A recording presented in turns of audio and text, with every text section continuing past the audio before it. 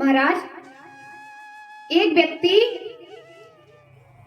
ऐसे हुए कि मानो उनका कैरेक्टर समझ लो कि उनका जन्म खाने के लिए ही हुआ है। हम सब कहते हैं कि इतना खाओ कि आप जीवित रह सको, ना कि वो कहते हैं ना कि खाने के लिए जियो या जीने के लिए खाओ, तो कहते हैं जीने के लिए खाओ, इतना कि बस आप जी सको। लेकिन जिनकी हम महिमा गा रहे हैं वो व्यक्ति ऐसे कि उनका जन्म सिद्ध अधिकार भोजन करना। महाराज, वो घर पे जब भोजन करने के लिए बैठते तो खाते जाते बनाने वाला भी सोचता कि अरे अब तो रुकेगा। बड़े गुस्से के भाव से देखते घर वाले की ये तो एक बार बैठ जाता तो महाराज अखंड आसन, उठता ही नहीं है। घर वाले इतना उसको सुनाते, उससे कुछ फर्क नहीं पड़ता। बस खाने से मतलब खाना आते रहना चाहिए। महाराज, घर वाले कहते हैं कि अरे कितना खाते हो, बीच बीच में पानी पी लिया करो। तो वो कहता है कि अरे बीच अभी आया कहाँ है, जब बीच आएगा तब तो पानी पीऊंगा, अभी तो शुरू हुआ है। और महाराज कहता है कि दाने दाने पे लिखा है खाने वाले का नाम। तो घर वाले कहते हैं कि अरे दाने दाने पर नहीं, ये बोला करो कि बोरी बोरी पर लिखा है खाने वाले का नाम। और महाराज घर वाले इतना परेशान हो गए कि उसको खूब खरी खोटी सुनाते, फर्क तो पड़ता नहीं, कोई काम भी नहीं करता। अब तो घर वालों ने कहा काम का ना धाम का और शेर भर अनाज का, घर वालों ने घर से निकाल दिया। महाराज भूख तो उनसे बिल्कुल बर्दाश्त नहीं होती, जा रहे थे भूख खाने की खोज में, घर तो वापस जा नहीं सकते क्योंकि घर वालों ने घर से निकाल दिया। जा रहे थे वहीं एक आश्रम दिखा उन्हें, आश्रम के द्वार पर एक महात्मा जी बैठे और महाराज बड़े हष्ट पुष्ट महात्मा, उनका खूब बड़ा भारी पेट निकला। और महाराज जैसे ही देखा उन्होंने सोचा अरे ये बढ़िया जगह है, इनकी इतनी अच्छी सेहत का राज क्या है, हमें लगता है खूब पाते होंगे, चलो इनसे पूछते हैं। और महाराज उनके पास गए, बोले महाराज जी आपकी इस दिव्य सेहत का राज क्या है। और उन्होंने कहा कुछ नहीं है, बढ़िया क्या है, भोजन मिलता है, आश्रम में भजन करते हैं और भोजन भरपूर मिलता है, कोई रोक टोक नहीं है, इसलिए दिव्य सेहत बन गई है। उन्होंने कहा महाराज हमें भी यहाँ सेवा चाहिए, हमें कुछ आप सेवा दे दीजिए। उन्होंने कहा क्या करोगे यहाँ पर। उन्होंने कहा महाराज जी आपके जैसी दिव्य सेहत हमें भी बनानी है। तो उन्होंने कहा अगर दिव्य सेहत बनानी है तो तुम्हें यहाँ चेला बनना पड़ेगा। उन्होंने हाँ हम बन जाएंगे चेला, क्या करना है महाराज बताओ। उन्होंने कहा देखो यहाँ दीक्षा लेनी पड़ेगी और माला चलानी पड़ेगी। तो हाँ चला लेंगे। बोले चलो तो ठीक है, भीतर चलो, गुरुजी के पास चलते हैं, उनसे दीक्षा लो, तो वो आपको कंठी माला देंगे और नाम जप करना पड़ेगा, आपको भजन करना पड़ेगा। हाँ चलो महाराज जी अभी दीक्षा ले लें। चलो क्या, बस महाराज जी गुरुजी के पास गए, गुरुजी से कहा गुरुजी हमें दीक्षा दे दो। गुरुजी ने बढ़िया उन्हें दीक्षा दी। अब कहा कि चलो भजन, बोले गुरुजी अब भोजन का समय, पहले भोजन कर ले बाद में भजन करेंगे। गुरुजी ने कहा कि चलो ठीक है कोई बात नहीं, पालो। भोजन करने गए तो महाराज जैसे ही भोजन पाया, कोई रोक टोक नहीं, कितना भी खाओ, आनंद आ गया। सोच रहे हैं कि अरे हम यही स्थान तो कब से ढूंढ रहे थे, भगवान की बड़ी कृपा जो हमें यहाँ इस स्थान पर हमें पहुंचा दिया। अब तो महाराज वो कहते ना खुशी ज्यादा दिन तक टिकती नहीं है, चाहे खुशी हो या दुख हो, सुख या दुख, वो ज्यादा दिन तक नहीं ठहरता। अब महाराज दूसरे दिन एकादशी पड़ गई, भोजन का समय हो गया, भोजन नहीं बना। पूछा कि अरे भोजन का समय हो गया, भोजन क्यों नहीं बना। तो बताया, और जो रहते थे वहां भक्त, उन्होंने बताया कि अरे तुम्हें पता नहीं आज तो एकादशी है और एकादशी को कुछ बनता नहीं है। बोले तो फिर खाएंगे क्या? बोले अब आज एकादशी है, कुछ नहीं पाएंगे, हम द्वादशी को पारायण करके ही प्रसाद पाएंगे। बोले अरे हम नहीं पाएंगे तो हम तो मर जाएंगे, हमने खाने के लिए ही तो यहाँ पे दीक्षा ली है, हमने बाबा जी बने हैं हम।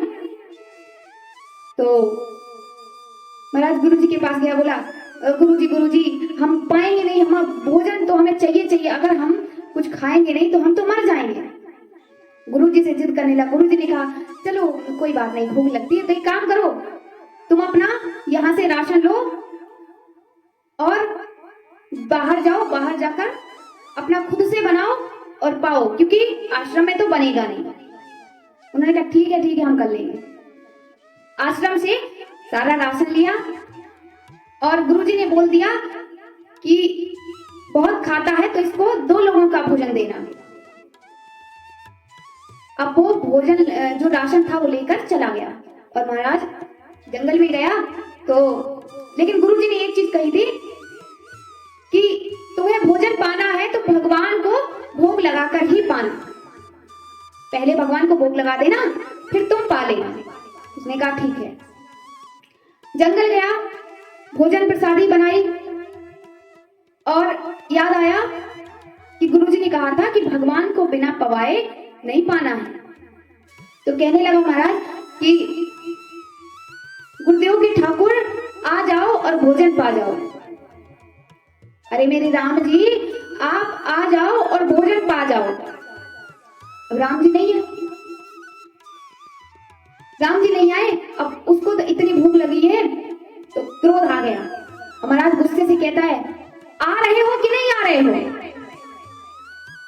आप आश्रम के चक्कर में मत रहना, क्योंकि आश्रम में तो कुछ बना ही नहीं है और यहां भी नहीं आए तो रह जाओगे बिल्कुल खाली ठन गोपाल। अब भगवान ने ऐसे भाव सुने तो भगवान को तो आना ही था। आखिरी बार बोले कि आ रहे हो कि नहीं आ रहे हो? हम भी बार आपको बुला रहे हैं, आ जाओ, नहीं तो हम बिना आपको पवाए ही पा लेंगे। अब तो महाराज वहां से श्री राम जी और श्री जानकी जी उनके सामने प्रकट हो गए। जैसे ही श्री राम जी और जानकी जी को देखा तो बोले आप कौन? राम जी अरे आप ही ने तो बुलाया है, गुरुदेव जी के ठाकुर आओ भोजन पाओ, हम आ गए। तो बोले ये कौन है आपके साथ? बोले ये हमारी पत्नी है। लेकिन गुरु जी ने तो नहीं बताया था कि ये आपकी पत्नी भी साथ में आती है। बोले देखो हम जहां जाते हैं तो दोनों साथ में ही जाते हैं, हम राम जी हैं और ये जानकी जी है, हम जहां जाते हैं साथ में ही जाते हैं। बोले तो ये भी पाएंगे भोजन? राम जी बोले अब आ गई हैं तो वो पाएंगे। बोले हम तो 2 लोगों का भोजन लाए थे। चलो अब आ गए हो तो पा लो। और महाराज श्री सीताराम जी ने भोजन पाया और थोड़ा बचा, अब वो आधी पेट रह गया, पेट नहीं भरा उनका। तो बोले अच्छा तो अभी बता दो अगली एकादशी को दोनों ही आओगे कि अकेले आओगे या कोई और भी आएगा साथ? राम जी ना हम दोनों ही आते हैं, जहां हम दोनों ही जाते हैं। बोले ठीक है। अगली एकादशी आई, महाराज गुरुजी से कहा गुरुजी और अब की बार ना आप 4 लोगों का राशन देना। तो 3 नहीं हो सकता है, मन में गणित लगा लिया कि हो सकता है 3 की जगह जो चौथे जन है ना उनको लेकर आ जाए, बताते तो है नहीं। तो गुरुजी से कहा गुरुजी इस बार आप 4 लोगों का भोजन दीजिए। गुरुजी ने कहा 4 लोगों का राशन? बोला गुरुजी आपने कहा था भगवान को पवा के पाना, तो हमने बुलाया तो आपने कहा था कि राम जी को पवाना, वहां तो सीताराम जी आ गए, अब मैं भूखे रह गया। तो गुरुजी आप इस बार 4 लोगों का भोजन देना। गुरुजी ने कहा चलो कोई बात नहीं, 4 लोगों का राशन ले जाना। अगली एकादशी पे 4 लोगों का राशन लेकर फिर से गए जंगल में, फिर से बनाया और महाराज फिर से बुलाया। गुरुदेव जी के ठाकुर जी आ जाओ और भोजन पा जाओ। श्री सीताराम जी, श्री जानकी मैया जी, आप आ जाओ और भोजन पा जाओ। भक्त ने बुलाया और महाराज भगवान प्रकट हो गए। अब की बार श्री राम जी, श्री जानकी जी और भैया लक्ष्मण। अब जैसे ही उसने देखा कि अरे लक्ष्मण जी, वो तो कुछ आओ देखा ना ताओ देखा, और बोला अरे आपने तो कहा था कि आप दोनों आएंगे, ये कौन आ गया आपके साथ में, इसे भी भोजन करना होगा। राम जी से लक्ष्मण जी बोले अरे भैया जी कैसा भक्त है आपका, बड़े आदर सम्मान से बोल रहा है। राम जी बोले अरे ऐसे ही भक्त है, बुरा मत मानो। तो महाराज श्री सीताराम जी पधारे, साथ में लक्ष्मण जी। वो तो बड़ा दुखी हो गया, मन में बुदबुदा रहा है, अब बताओ तो भला हम 3 लोगों का राशन बोल के हम 4 लोगों का राशन ले आए और जो 4 ही लोग हो गए, स्वयं खुद ही 3 लोग लेके आ गए, हम क्या पाएंगे। बैठा गुस्से से। यहाँ सीताराम जी ने पाया और भैया श्री लक्ष्मण जी ने पाया, और महाराज फिर से उसको थोड़ा सा बचा और चले गए। अब की बार गया गुरुजी से कहा गुरुजी अगली बार हमको आप 6 लोगों का राशन देना, 6 नहीं 7 लोगों का राशन देना। गुरुजी ने कहा इतना नहीं खाता है, एक व्यक्ति इतना कैसे खा सकता है, कहीं ऐसा तो नहीं है राशन बेचने लगा हो। गुरुजी ने कहा आज हम जाकर देखेंगे इसको। वो राशन लेकर गया और अब की बार उसने राशन बनाया नहीं है, भोजन नहीं बनाया। गुरुजी पीछे पीछे गए और एक पेड़ की ओट में खड़े हो गए, और अब की बार तो उसने कहा बनाया नहीं, बिना बनाए ही बोला गुरुदेव जी के ठाकुर आ जाओ, भोजन पा जाओ। श्री सीताराम जी, भैया लक्ष्मण जी, भोजन पा जाओ। और महाराज अब की बार तो श्री राम जी अकेले नहीं आए, श्री राम जी, श्री जानकी जी और लक्ष्मण जी, भैया शत्रुघ्न और भरत भैया, साथ में हनुमान जी।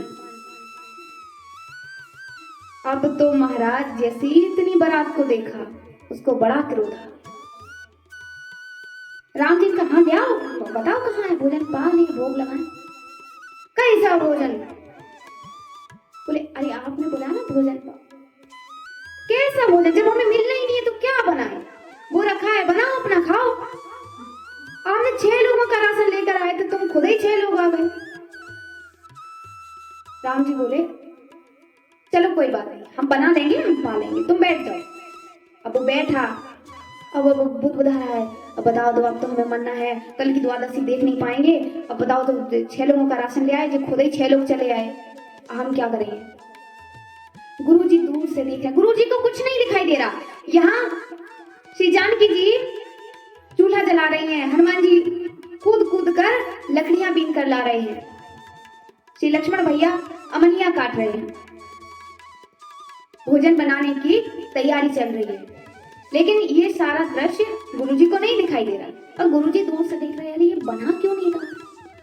गुरुजी गए पास में, बेटा भोजन क्यों नहीं बना रहे हो। बोला आपको भोजन दिखाई देता है, क्या बनाए, जब हमें मिलना ही नहीं है तो क्या करेंगे हम बनाकर। हर बार हम बनाते हैं और हमें इतना सा मिलता, आज तो वो भी नहीं मिलना है। गुरुजी बोले बेटा इतना सारा राशन लाए हो, 6 लोगों का लाए हो, क्यों नहीं मिलेगा, बनाओ तो मिलेगा ही मिलेगा। बोले अच्छा 6 लोगों का राशन राशन लग रहा है, और ये सामने बारात आके बैठी है, ये बारात नहीं दिखाई दे रही। तो गुरुजी के कौन सी बारात बेटा, हमें तो कुछ दिखाई नहीं दे रहा। अब उसको और टेंशन लगी, और महाराज कहने लगा, दौड़ के गया भगवान श्री राम जी के पास, बोला प्रभु प्रभु, और अब बताओ हमारे गुरुजी को आप दिखाई नहीं दे रहे हो। वो गुरुजी कह रहे हैं कि बताओ ये राशन आप क्यों नहीं बना रहे हो।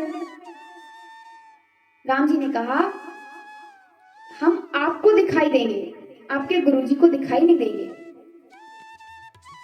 बोला गुरुजी के पास गया और गुरुजी से कहता है, गुरुजी श्री राम जी कह रहे हैं कि वो हमें दिखाई देंगे, आपको दिखाई नहीं देंगे।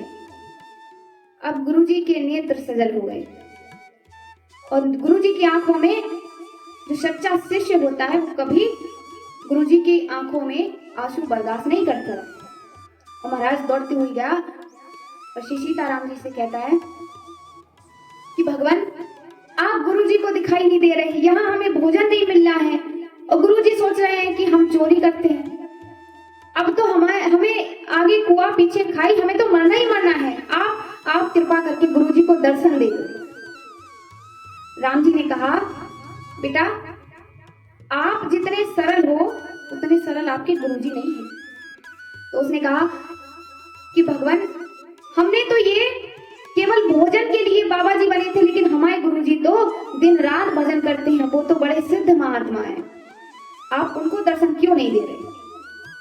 तब राम जी ने कहा कि हाँ ये बात सच है कि आपके गुरु जी दिन रात भजन करते हैं, लेकिन उनका जो स्वभाव है, उनका जो मनोभाव है वो इतना सरल नहीं है जितना तुम्हारा है।